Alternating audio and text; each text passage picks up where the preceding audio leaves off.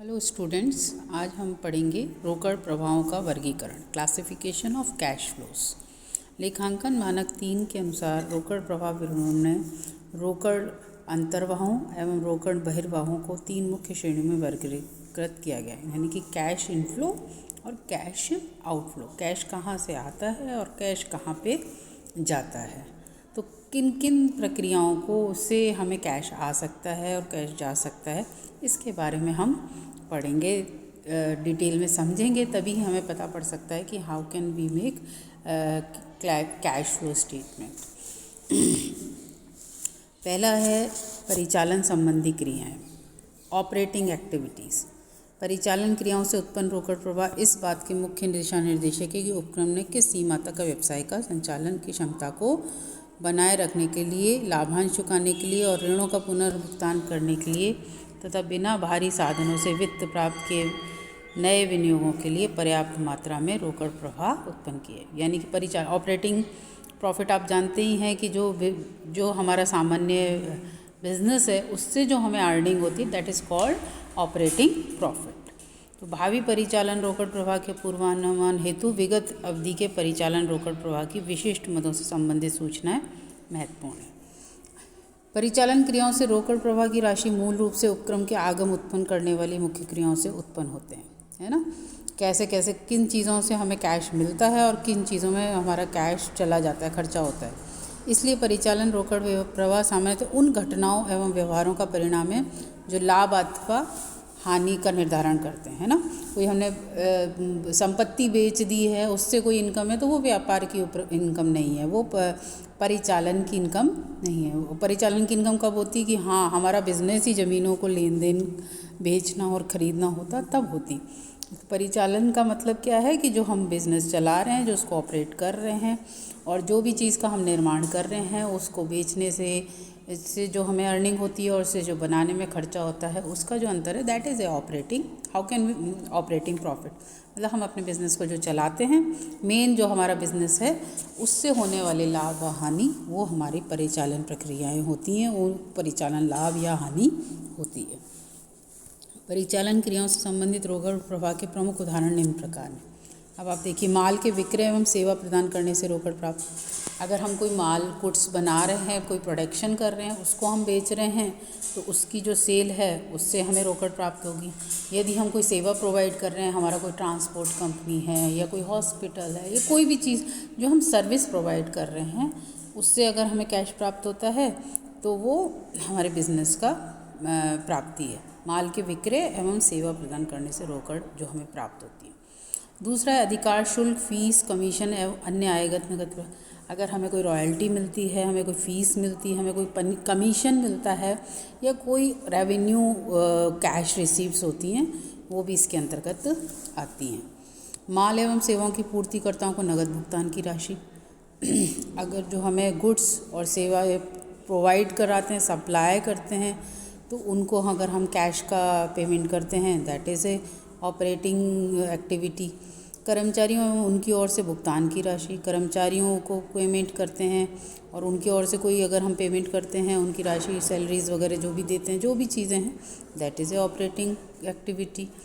बीमा उपक्रम की स्थिति में प्रीमियम, दावों, वार्षिकी एवं अन्य लाभों संबंध में प्राप्ति एवं भुगतान की राशि that is a operating activity. आयकर का भुगतान एवं वापसी की राशि जब तक कि वे विशिष्ट वित्तीय विनियोजन क्रियाओं से संबंधित ना हो। भावी ठेके, अग्रिम अनुबंधों एवं भुगतान अनुबंधों से संबंधित प्राप्ति एवं भुगतान की राशि बशर्ते उपक्रम ठेका व्यवसाय में संलग्न है। कुछ ऐसे व्यवहार जैसे संयंत्र के विक्रय से लाभ या हानि, जैसे शुद्ध लाभ या हानि के निर्धारण में सम्मिलित कर लिया जाता है। इनके रोकड़ प्रवाह को विनियोजित क्रियाओं से संबंधित रोकड़ प्रवाह में शामिल किया जाता है, परिचालन में नहीं किया जाता है। ठीक है। इसी प्रकार वित्तीय उपक्रम द्वारा दिए गए नगद, साख, ऋणों के परिचालन संबंधी क्रियाओं में वर्गीकृत किया जाता है, क्योंकि उनका संबंध उपक्रम की आय से उत्पादित करने वाली क्रियाओं से होता है, न कि परिचालन क्रियाओं से। दूसरा है हमारा वित्तीय संबंधी क्रियाएं, इन्वेस्टिंग एक्टिविटी। विनियोजन संबंधी क्रियाओं से उत्पन्न होने वाले रोकड़ प्रवाह का प्रकटीकरण पृथक रूप से करना महत्वपूर्ण है, क्योंकि भविष्य की आय एवं रोकड़ प्रवाहों को उत्पन्न करने के लिए साधनों पर किए गए व्यय की सीमा का रोकड़ प्रवाह प्रतिनिधित्व करते हैं। विनियोजन क्रियाओं से उत्पन्न होने वाले रोकड़ प्रवाहों का विवरण निम्न प्रकार है। ए है हमारा स्थायी संपत्तियां, अदृश्य संपत्तियों सहित को प्राप्त करने पर नगद भुगतान। अगर हम कोई संपत्ति खरीदते हैं, हमने कोई बिल्डिंग खरीदी है, हमने कोई फिक्स संपत्ति खरीदी है और उसका हमने पेमेंट किया है। इसमें शोध एवं विकास पर पूंजीगत व्यय एवं स्वयं द्वारा निर्मित स्थायी संपत्तियों पर किए गए भुगतान भी शामिल है। स्थायी संपत्तियों के विक्रय से प्राप्त राशि अमूर्त संपत्तियों सहित, अगर हम कोई स्थायी संपत्ति की बिक्री करते हैं, उनसे हमें कोई राशि प्राप्त होती है, तो वो हमारी कैसी है, इन्वेस्टिंग। हमने एक बार संपत्ति खरीदी है, वो हमें कई साल तक लाभ देगी, तो इन्वेस्टिंग एक्टिविटीज़ में ये आता है। इसके बाद है हमारा अन्य कंपनियों के अंशों, अधिपत्रों या ऋणपत्रों का क्रय एवं संयुक्त साहस में हित के लिए रोकड़ भुगतान। ठीक है। अन्य उपक्रमों के अंशों, ऋणपत्रों एवं संयुक्त साहस में हित के विक्रय से नगद प्राप्त राशि। तृतीय पक्षकार को दिए गए ऋण एवं अग्रिम, वित्तीय संस्थाओं द्वारा दिए गए ऋण व अग्रिम के अतिरिक्त। भविष्य में अनुबंधों, कोई कॉन्ट्रैक्ट है, कोई एडवांस कॉन्ट्रैक्ट है, कोई विकल्प अनुबंधों, विनिमय अनुबंधों को किया गया नगद भुगतान। ठीक है। व्यापारिक उद्देश्य के अनुबंधों के भुगतान या वित्तीय क्रियाओं के अंतर्गत वर्गीकृत भुगतान को छोड़कर भविष्य के अनुबंध, अग्रिम अनुबंधों, विकल्प अनुबंधों एवं विनिमय अनुबंधों को रोकड़ प्राप्तियाँ। ठीक है। ये सारी की सारी कैसी एक्टिविटीज़ हैं, हम इन्वेस्टमेंट कर रहे हैं, उसके लिए जो हमने पेमेंट्स किए हैं, वो एक्टिविटीज़ से हमारा जो कैश फ्लो या आउटफ्लो जो प्रभावित होता है, वो एक्टिविटीज़ हैं। देन तीसरी जो हैं वो हैं हमारी फाइनेंशियल एक्टिविटीज़। फाइनेंशियल एक्टिविटीज़ क्या होती है, वित्तीय क्रियाओं से उत्पन्न होने वाले रोकड़ प्रवाह का पृथक रूप से प्रकटीकरण महत्वपूर्ण है, क्योंकि ये किसी उपक्रम के पूंजी एवं ऋण प्रदान करने वाले रोकड़ प्रवाहों के पूर्वानुमान में सहायक होता है। वित्तीय क्रियाओं से संबंधित रोकड़ प्रवाहों के विवरण इस प्रकार हैं। ए, अंशों एवं इसी प्रकार की अन्य प्रतिभूतियों के निर्गमन से प्राप्त राशि। ऋणपत्रों, बॉन्ड, नोट्स, ऋणपत्र एवं अल्प या दीर्घकालीन ऋणों से प्राप्त राशि। उधार ली गई राशियों का नकद में भुगतान। और डी, ब्याज व लाभांश का भुगतान। ये थी हमारी क्या चीज़, फाइनेंशियल एक्टिविटीज़। ठीक है। अब अगर हम रोकड़ प्रवाह का प्रारूप देखें तो भारतीय लेखा मानक 3 में रोकड़ प्रवाह हेतु कोई विशिष्ट प्रारूप नहीं बताया गया। इसके लिए परिशिष्ट में दिए गए प्रत्यक्ष व अप्रत्यक्ष विधियों से रोकड़ प्रवाह का विवरण बनाया जाता है, जिनका प्रारूप निम्न प्रकार है। तो सबसे पहले हम देखेंगे डायरेक्ट मेथड। डायरेक्ट मेथड में cash flow from operating activities, cash flow statement बनाएंगे for the year ending 31 March, जो भी आपकी वो है।